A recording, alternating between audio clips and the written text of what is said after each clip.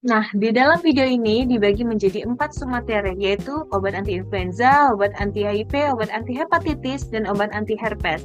Sekarang kita bahas yang pertama, yaitu adalah antivirus, yaitu obat anti-influenza. Jadi, influenza adalah virus yang berselubung dengan genom yang terdiri dari RNA untai tunggal yang tersegmentasi. Nah, selubung virus terdiri dari lapisan ganda lipid yang mengandung 3 protein transmembran virus, hemagglutinins H atau HA, neurotransmidase atau NA, dan matriks 2 disingkat yaitu M2. Nah, langkah pertama, infeksi virus influenza melibatkan pengikatan hemaglutinin ke residu asam sialat pada permukaan sel inang yang mengakibatkan masuknya virus ke dalam sel melalui endositosis. Selanjutnya, protein membran M2 membentuk saluran yang diatur oleh pH yang memungkinkan proton bergerak masuk melalui selubung virus dan mengasamkan inti virus, yang menyebabkan pelepasan RNA dan protein virus, yang kemudian diangkut ke dalam inti sel. Nah, di dalam nukleus, RNA virus ditranskripsikan menjadi RNA pembawa pesan. Penerjemah mRNA menjadi protein virus terjadi di ribosom dalam sitoplasma. Setelah disintesis, glikoprotein, hemaglutinin, dan neurotransmidase diekskresi melalui aparatus Golgi ke permukaan sel tempat mereka menyatu dengan membran plasma. Sedangkan protein virus lainnya bermigrasi kembali ke nukleus. Nah, tempat mereka bergabung dengan genom yang baru direplikasi. Kemudian, dikapsid virus yang telah terbentuk kemudian bergerak ke membran plasma tempat ia melepaskan diri, mengambil segmen membran yang mengandung hemaglutinin dan neurotransmidase, dan dengan demikian membentuk partikel virus. Pada tahap terakhir replikasi, enzim neurotransmidase atau NA, virus mencegah dan menghilangkan reseptor asam sialat dari permukaan sel. Nah, sehingga memungkinkan pelepasan dan penyebaran virus ke sel-sel baru. Nah, saat ini ada 3 kelas obat yang disetujui untuk influenza. Yang pertama adalah penghambat saluran ion M2 yang bekerja dengan cara memblokir saluran ion M2, dengan demikian dapat membatasi lewatnya proton yang diperlukan untuk memicu pelepasan gen virus ke dalam sel inang. Contohnya adalah amantadin dan rimantadin. Yang kedua itu adalah kelas baru anti-influenza yang disebut penghambat endonuklease. Contohnya balosafir, yang dimana balosafir ini bekerja dengan cara menghambat secara selektif endonuklease yang bergantung pada cap, yaitu enzim kunci yang terlibat dalam inisiasi sintesis mRNA virus influenza. Dengan memblokir enzim ini, balosafir mencegah transkripsi gen virus dan pada akhirnya replikasi virus influenza. Nah, yang terakhir beralih ke golongan 3 obat influenza, yaitu golongan penghambat neurotransmidase. Agen dalam kelas ini mengerahkan aktivitas antivirusnya dengan menghambat enzim neurotransmidase virus yang ditemukan di permukaan partikel virus. Tanpa neurotransmidase yang aktif, virus tidak mampu memecah asam sialat dan tidak mampu keluar dari sel. Obat-obatan yang termasuk dalam kelas ini meliputi oseltamivir, paramivir, dan zanamivir. Selanjutnya adalah HIV. HIV atau Human Immunodeficiency Virus terdiri dari 3 lapisan utama, yaitu selubung yang mengandung protein permukaan GP120 dan GP41, matriks virus yang mengandung enzim protease, dan inti yang mengandung kapsid virus yang membungkus 2 salinan RNA dan enzim seperti transkriptase balik integrase. Nah, obat kelas pertama adalah penghambat masuknya mikroorganisme. Kelas obat ini mengganggu pengikatan fusi dan masuknya virion HIV ke sel CD4. Saat ini kita memiliki 3 obat yang termasuk dalam kelas ini, yang masing-masing dengan mekanisme kerja yang unik. Yang pertama adalah enfuvirtide. Enfuvirtide ini adalah mekanisme kerjanya mengikat protein virus GP41 dan dengan demikian mencegah fusi dengan membran CD4. Yang kedua itu adalah maravirok yang bekerja dengan mengikat reseptor kemokin manusia CCR5 dan mencegah interaksi dengan protein virus GP120 sehingga menghambat virus memasuki sel. Dan terakhir, agen ketiga adalah ibalizumab. adalah antibodi monoklonal yang berikatan dengan reseptor CD4 yang dapat menyebabkan perubahan konformasi yang mencegah kompleks GP120 CD4 berinteraksi dengan CCR5 atau CXCR4 sehingga menghambat masuknya virus dan fusi. Sekarang beralih ke golongan obat HIV berikutnya, yaitu penghambat transkriptase terbalik. Nah, di sini terbagi atas dua, yaitu inhibitor kompetitif dan non-kompetitif. Inhibitor transkriptase balik, disingkat NRTI, adalah analog struktural asam nukleat yang secara kompetitif menghambat transkripsi balik dengan menyebabkan penghentian rantai setelah dimasukkan ke dalam DNA virus.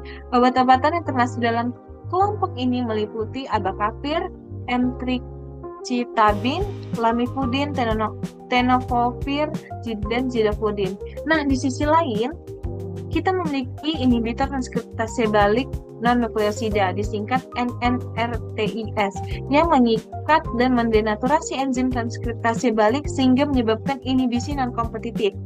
Nah, obat-obatan yang termasuk dalam kelompok ini meliputi doravirine, efavirenz, etravirine, nevirapine, dan rilpivirine. Nah, yang selanjutnya itu adalah obat HIV golongan yang menghambat integrase. Nah, kelas ini mencegah HIV mengintegrasikan materi genetiknya ke dalam DNA sel inang dengan cara spesifik memblokir kerja enzim integrase virus. Obat-obatan dalam kelas ini termasuk dolutegravir dan raltegravir. Nah, terakhir kita beralih ke golongan HIV, golongan obat HIV yaitu penghambat protease. Nah, yang menghambat protease. Obat-obatan pada kelas ini bekerja dengan cara aksi memblokir enzim protease HIV sehingga mencegah pemecahan poliprotein virus menjadi protein aktif yang dibutuhkan untuk perakitan partikel virus baru. Obat yang dimaksud dalam kelompok ini antara lain atazanavir, darunavir, fosamprenavir, ritonavir, saquinavir, dan tipranavir.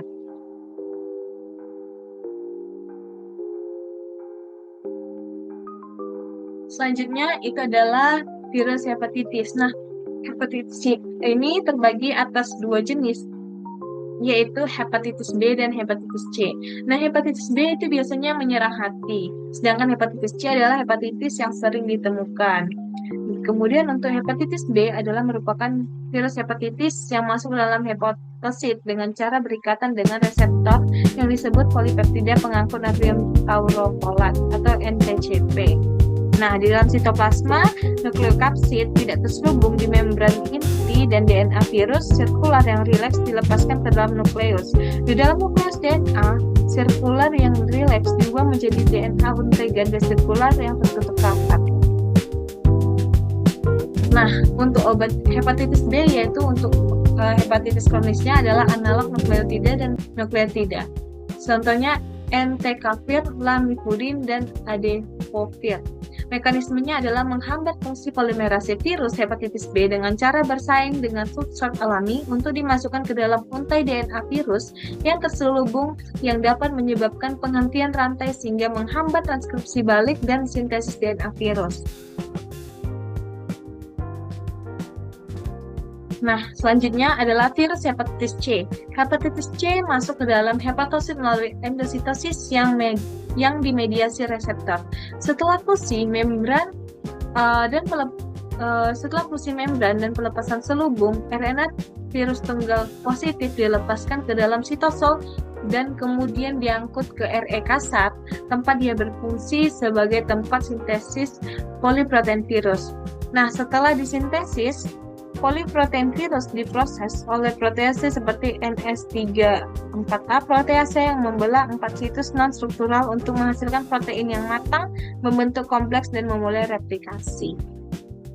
Nah, untuk pengobatan hepatitis C, yaitu adalah kombinasi obat-obat atau kerja langsung antivirus kerja langsung.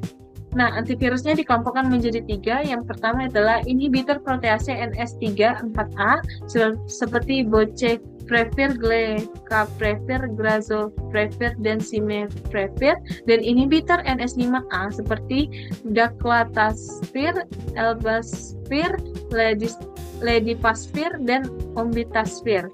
Selanjutnya itu adalah inhibitor polimerase NS5B seperti diazabuvir dan sofosbuvir.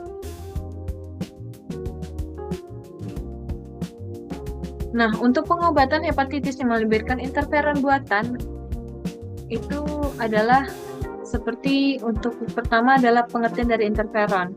Interferon merupakan sekelompok protein alami yang mengganggu kemampuan virus menginfeksi sel dengan menghasilkan serangkaian efek antivirus seperti memblokir virus, sintesis protein, dan menginduksi mutasi RNA.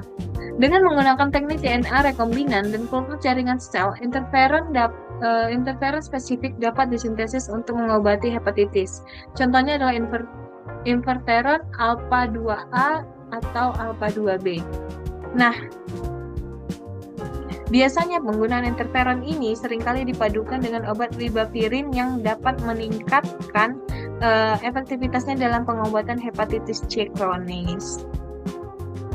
Nah, selanjutnya kita masuk ke virus terakhir, yaitu virus herpes.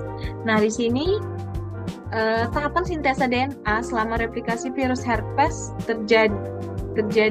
Jadi, selama replikasi DNA, pertama-tama nukleosida harus difosforilase menjadi bentuk trifosfat aktifnya. Contohnya timidin secara berurutan difosforilasi menjadi monofosfat, difosfat, trifosfat, dan hanya setelah itu DNA polimerase dapat memasukkannya ke dalam rantai yang sedang tumbuh.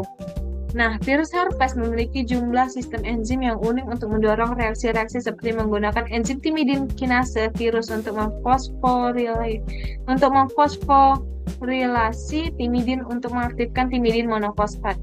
Nah, selain itu, enzim timidin kinase virus juga dapat mengenali obat antiherpes yang secara struktural menyerupai guainosin. Contohnya adalah aciclovir, ganciclovir, dan vanciclovir.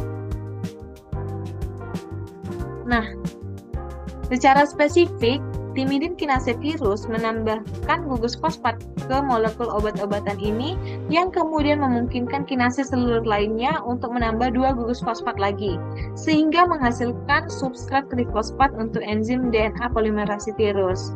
Nah, produk trifosfat ini kemudian menghambat DNA polimerase dengan bersaing dengan nukleotida alami atau akhirnya tergabung dalam DNA yang memanjang dan menyebabkan penghentian rantai. Contoh obat antiherpes yang umum seperti valacyclovir, valgacyclovir, dan famiciclovir. Terima kasih.